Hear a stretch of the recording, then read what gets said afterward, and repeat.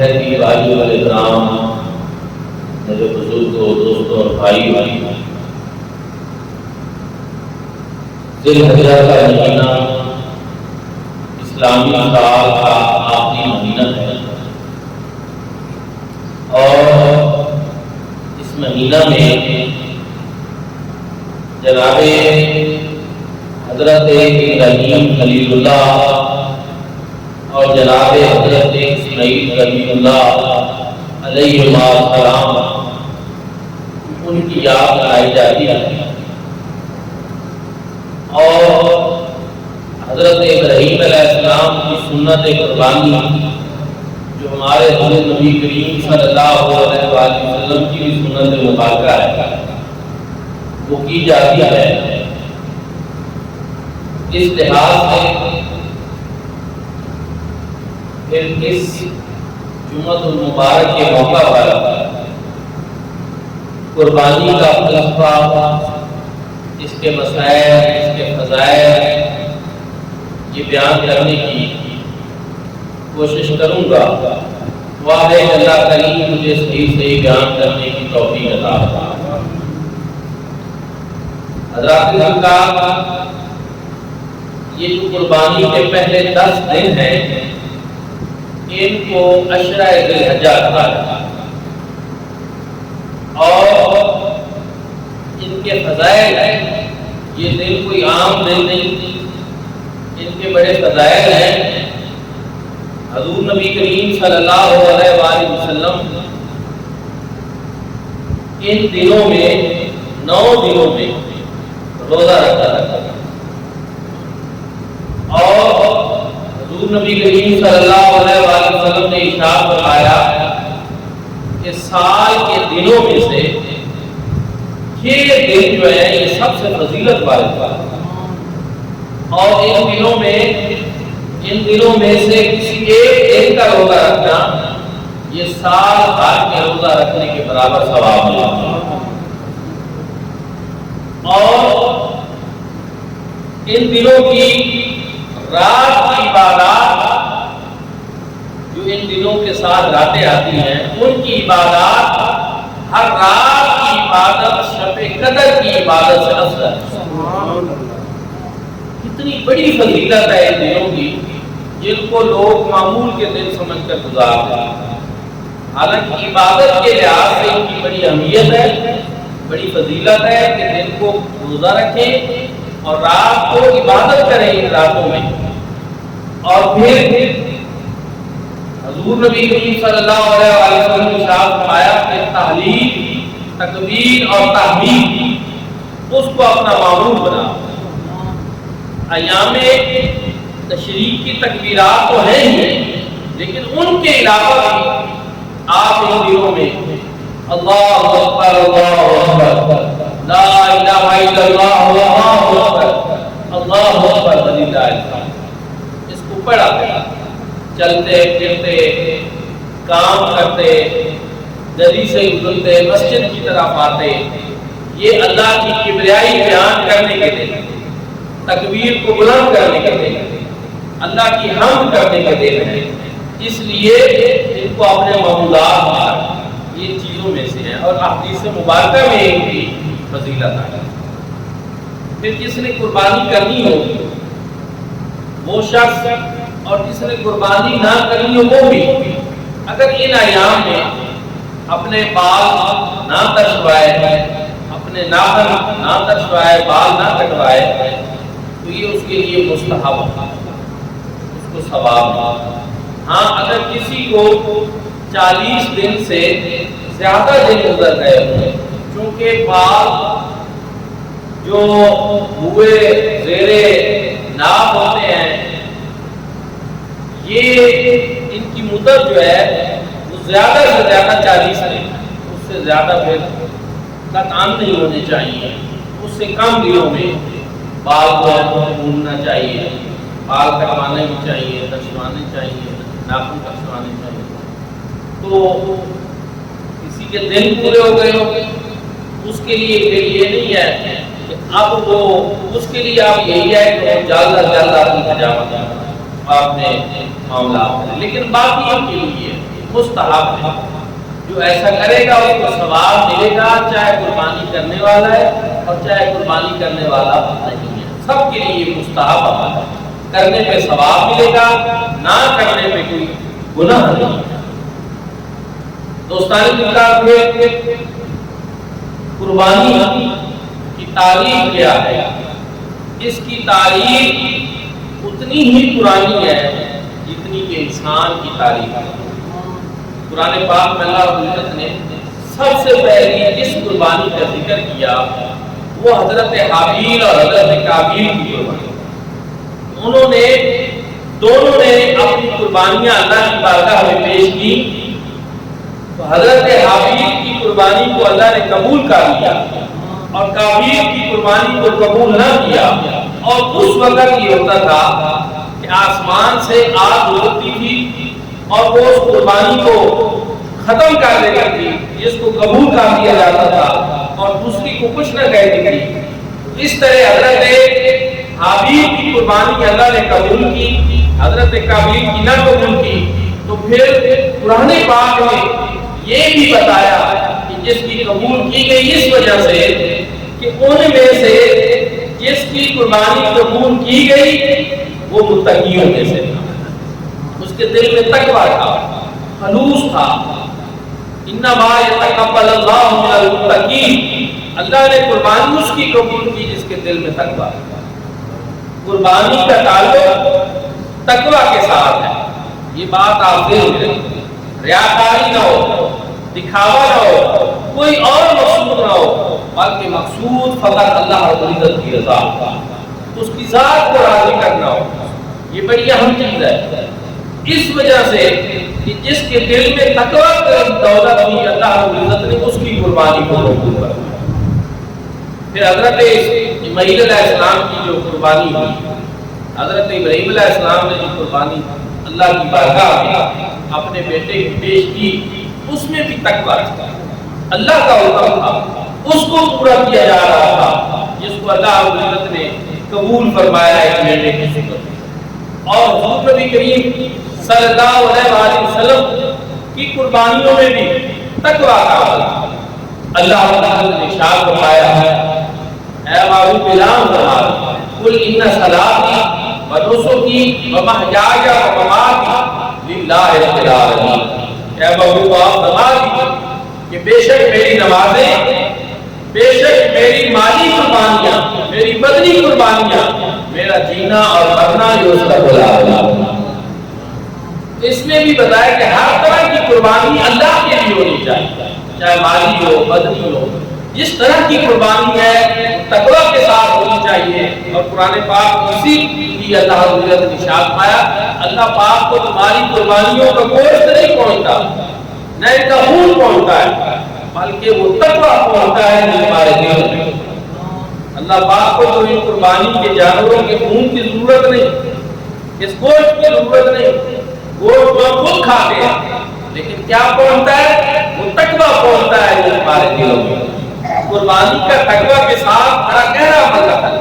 لیکن اگر میں یہ کہوں کہ اگر اس قربانی کا تعلق تقویٰ کے ساتھ اتنا گہرا ہوتا ہے تو پھر یہ جو لوگ آج کل اپنا جانور خریدنے کے بعد اس کی تصویریں بناتے ہیں اور پورے محلے اور شہر کو دکھاتے ہیں کہ ہم نے اتنا پیسہ خرچ کیا، ہم اتنے لاکھ کا جانور لے آئے، تو کیا اس میں روح باقی رہتی ہے؟ تو تقویٰ کی روح کے یہ بات منافی ہے کہ قربانی کے جانور کس طرح تشہیر کی ہے، اور وہ لوگ جو قربانی نہیں کر سکتے ان کے لیے تکلیف کا سبب بن جاتا ہے۔ آپ کو اللہ نے توفیق دی ہے، آپ ساتھ دعا کریں کہ آپ اللہ یہ ہماری قبول کریں۔ اس نے وسائل آپ کو دی ہے، اس کی مہربانی، آپ کو اصول حال بنایا کہ آپ قربانی کر سکیں، یہ اس کا کرم ہے۔ اب ساتھ دعا کریں کہ اللہ پاک اس قربانی کو قبول فرمائے۔ تقویٰ کا عمل دیکھ لو، ایک اللہ رب العزت کا خوف ہو اور پرہیزگاری ہو۔ دوستان ذکر اس لیے قربانی کو ریاکاری کے ساتھ جو ہے آپس میں نہ جوڑا، اور اس بات کو خوب سمجھا۔ پھر ایک اور چیز آپ ذکر کہ قربانی کا مطلب کیا ہے؟ یہ قرب سے نکلا، قربانی کا مطلب ہے کہ اللہ رب العزت کا قرب حاصل کرنا، ایک جانور کو قربان کر کے تقرب اللہ کے لیے کوشش کرنا کہ اللہ پاک کے ہم قریب ہوں، اس کا قرب ہمیں نصیب ہو جائے۔ قربانی کے لیے نسک، عدیہ، ادائی کئی الفاظ آئے ہیں، لیکن اس کا مفہوم یہی ہے کہ اللہ رب العزت کا قرب حاصل ہے، قرب خداوندی کے لیے۔ اللہ رب العزت نے قرآن مجید، قرآن حکیم میں حضور نبی کریم صلی اللہ علیہ وسلم کی عظمت و شان کا جو ذکر فرمایا، کہ بے شک اے محبوب ہم نے آپ کو خیر کثیر عطا فرمایا، فصلی لربک وانحر، بس آپ اپنے رب کی نماز بھی پڑھا کریں اور قربانی بھی۔ قربانی کا حکم دیا تھا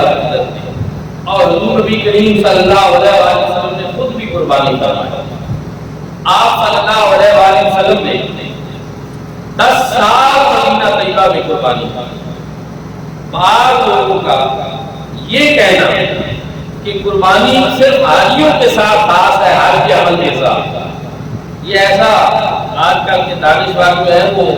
کہتے ہیں، تو یاد رکھیں قربانی صرف حج کے ساتھ خاص نہیں۔ اگر ایسا ہوتا تو حضور نبی کریم صلی اللہ علیہ وسلم 10 سال مدینہ طیبہ میں قربانی نہ فرما۔ آپ صلی اللہ علیہ وسلم نے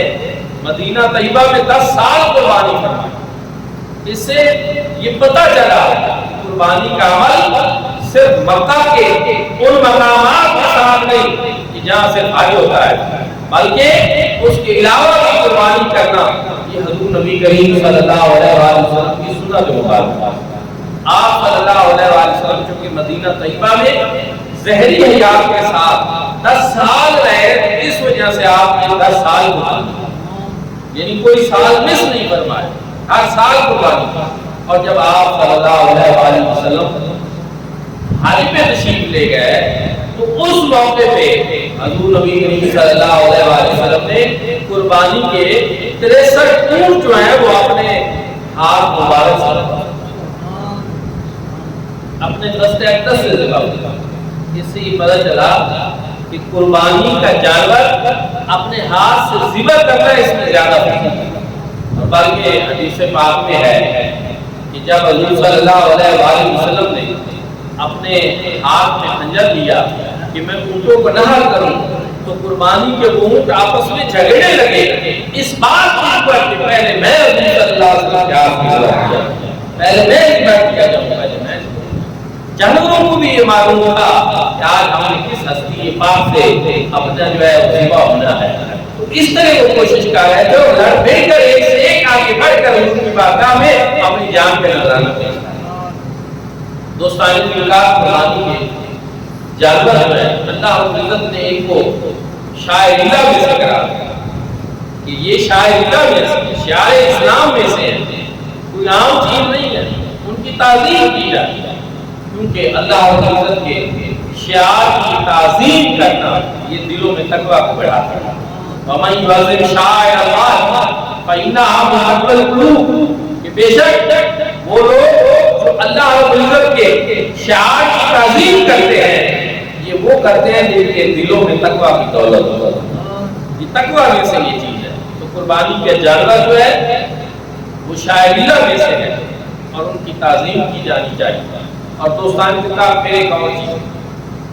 قربانی کی تاریخ اتنی پرانی ہے جتنی عیسائی تاریخ، جیسے میں نے عرض کیا، لیکن دیگر مسائل میں بھی قربانی ہوتی تھی۔ اللہ رب العزت نے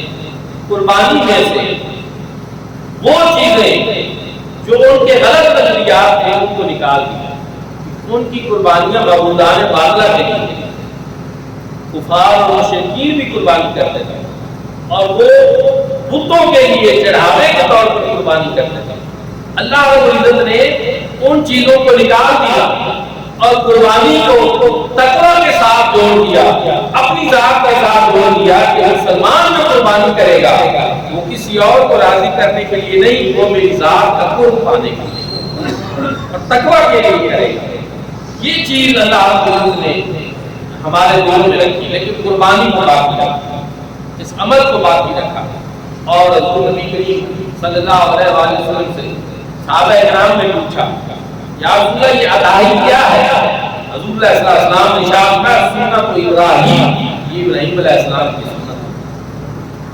اور حضور نبی کریم صلی اللہ علیہ وسلم نے یہ بھی ارشاد کیا سمعوا دعاء کہ تمہارے اب مہنگائی کا دور ہے، اس میں کوئی شک نہیں کہ ہر شخص پریشان ہے، اور اس کے باوجود بھی لوگ جو ہیں قربانی کریں گے۔ جو صاحب نصاب ہے، قربانی کا نصاب کیا ہے کہ 52.5 تولے چاندی کے برابر کی قیمت کے برابر جس کے پاس ضروریات اصلیہ سے زائد رقم ہو اس کے اوپر قربانی، اور وہ تقریباً 81,000 سے 85,000 کے قریب وہ رقم بنتی ہے۔ جس کے پاس اس کے برابر نقدی ہو، سامان تجارت ہو، یا کوئی سونے میں سے ہو، کوئی چاندی میں سے ہو، اور زکوٰۃ اور قربانی کے نصاب میں تھوڑا سا فرق ہے۔ زکوٰۃ میں مال گزر سال گزرنا شرط ہے، قربانی میں یہ شرط ایک یہ۔ دوسرا،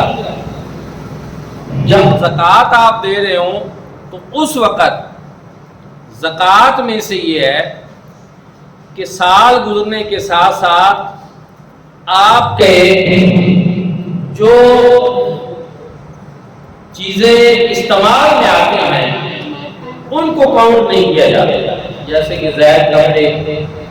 یا کوئی پلاٹ وغیرہ گھر کے لیے خرید کر رکھا ہوا ہے تو وہ چیزیں۔ لیکن جب قربانی کا معاملہ ہوتا ہے تو اس میں 3 جوڑوں سے زائد اگر آپ کے کپڑے بھی ہیں ان کو بھی جو ہے اس میں شمار کیا ہے،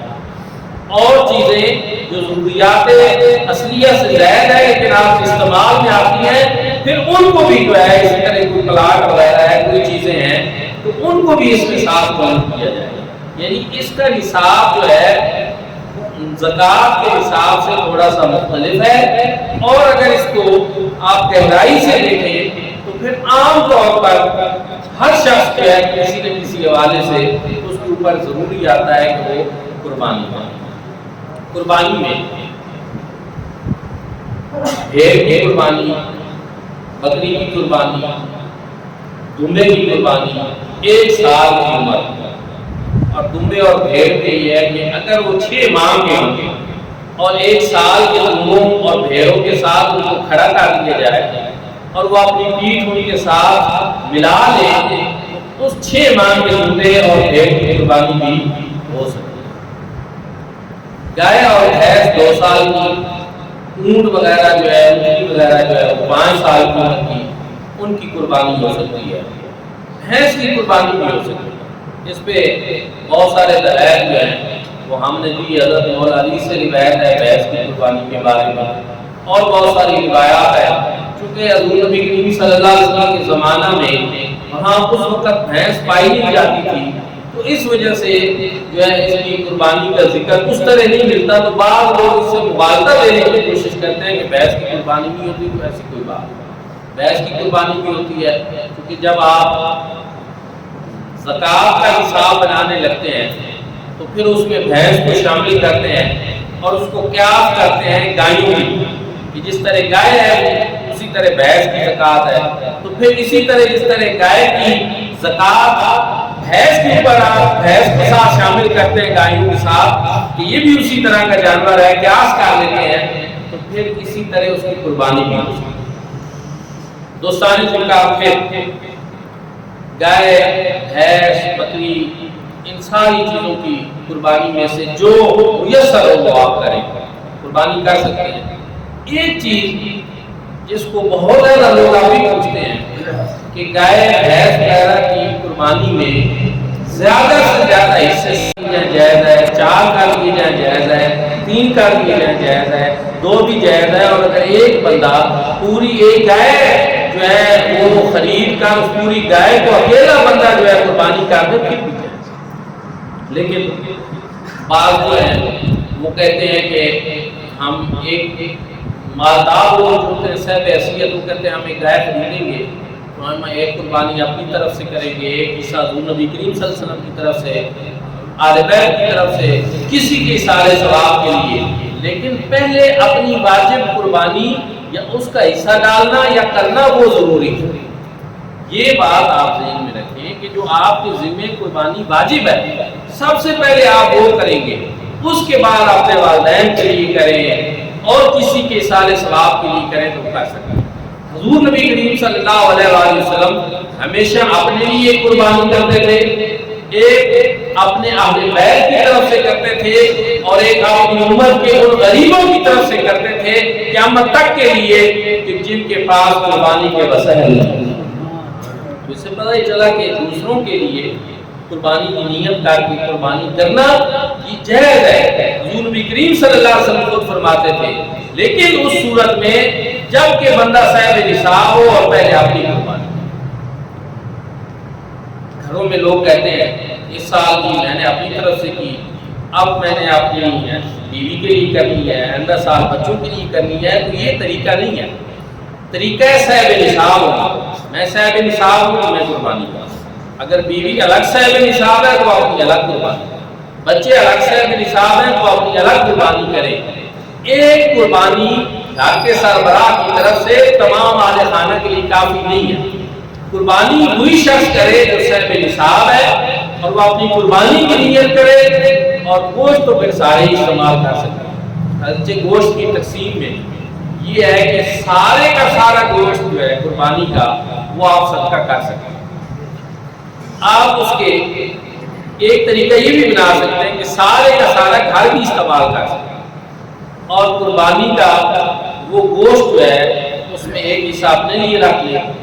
ایک اپنے دوست احباب کی دعوت کر لیں رشتہ داروں کی، اور ایک حصہ جو ہے غریبوں اور مسکینوں میں تقسیم کر لیں۔ یہ بھی ہو سکے، یہ سارے جائز طریقے ہیں۔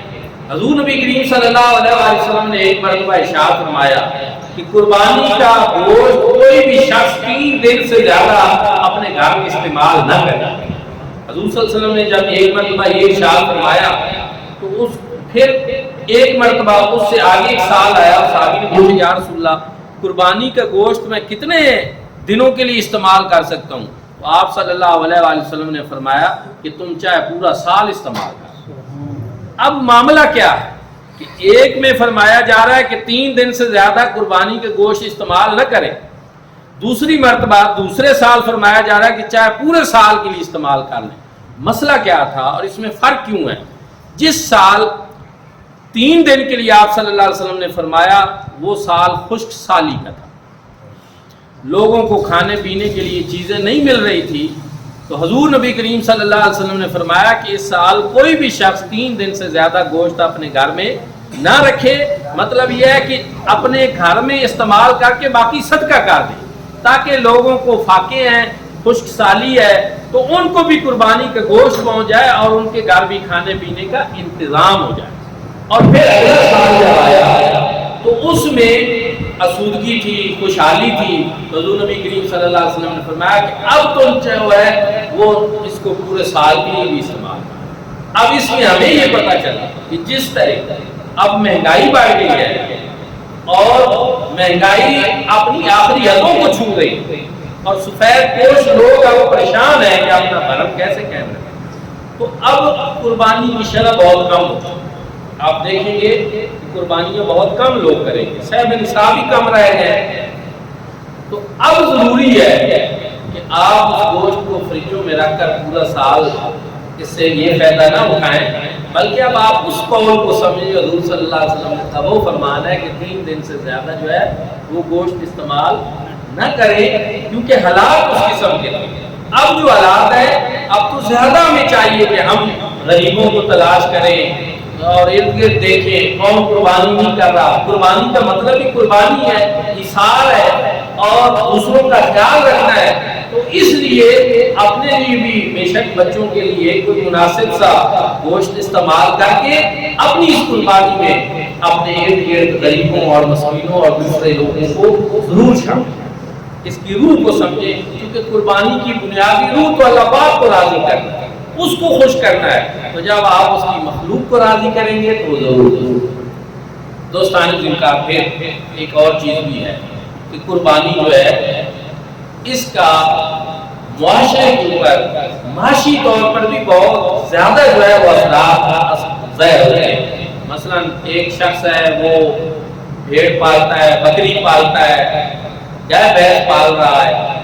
اور پھر وہ بیچ رہا ہے، اس کو نفع حاصل ہو رہا ہے، پھر وہ منڈیوں میں جا رہی ہے، ٹرانسپورٹ کے ذریعے جا رہی ہے، ٹرانسپورٹ والوں کو اس سے فائدہ پہنچا۔ پھر منڈی میں یہ نہیں ہوتا کہ صرف ایک دو بندے ہوں، منڈی میں ایک پورا ماحول ہوتا ہے، کسی نے ہوٹل بنایا ہوا ہے، کوئی جانور کی رسی بیچ رہا ہے، کوئی کچھ کر رہا ہے، پھر بہت سارے لوگ جو ہیں ان کو فائدہ پہنچا، پھر خرید لیا گیا، پھر قربان ہوا، کسائی حضرات جو ہیں ان کی خدمات لی گئی، ان کو فائدہ پہنچا، پھر ذبح ہو گیا، گوشت تقسیم ہو گیا، کچھ غریبوں اور غرباء کو پہنچا، ان کو فائدہ پہنچا، اور پھر اس کے بعد کھال وغیرہ جو ہے وہ مدارس میں دے دی گئی، پھر کھال سے ریلیٹڈ آگے بہت سارے پھر سلسلے جو ہیں وہ متحرک ہوئے۔ اگر آپ دیکھیں تو قربانی کا یہ عمل جو ہے اسلام یہ چاہتا ہے کہ اس کے ذریعے بھی بہت سارے لوگوں کا جو ہے وہ روزگار ہو۔ یہ میں نے اس لیے بتایا کہ کچھ ہمارے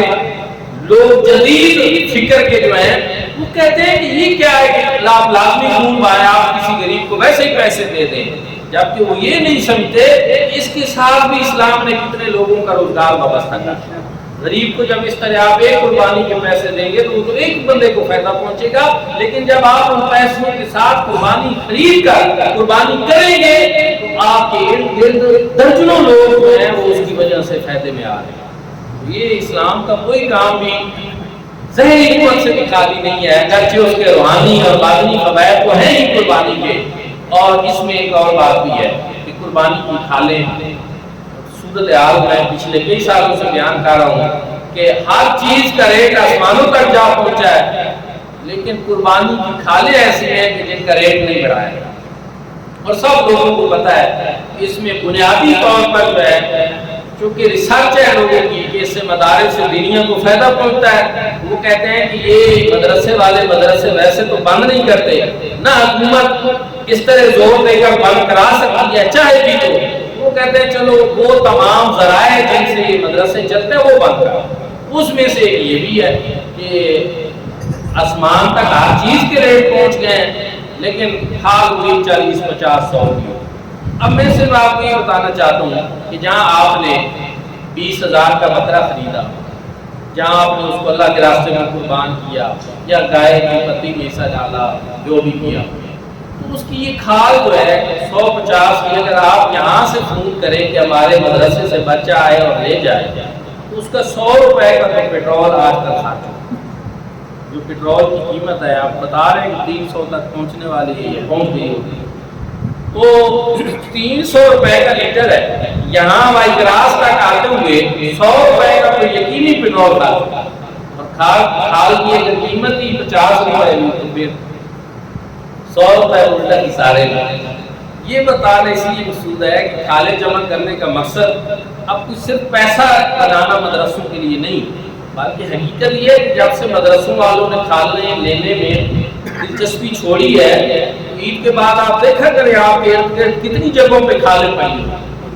یہ ہم دیکھتے ہیں۔ اور اگر واقعی ایسے ہم لینا چھوڑ دیں تو آپ کی گلی محلوں میں آپ کو مجبور ہی نہ بیٹھے، کدھر کریں گے آپ؟ بیماری بھی نہیں لیتے، آپ نہیں لیتے ہو، ان کو کیا فائدہ ہے؟ انہوں نے یہ کھاتا ہی چھوڑ دیا۔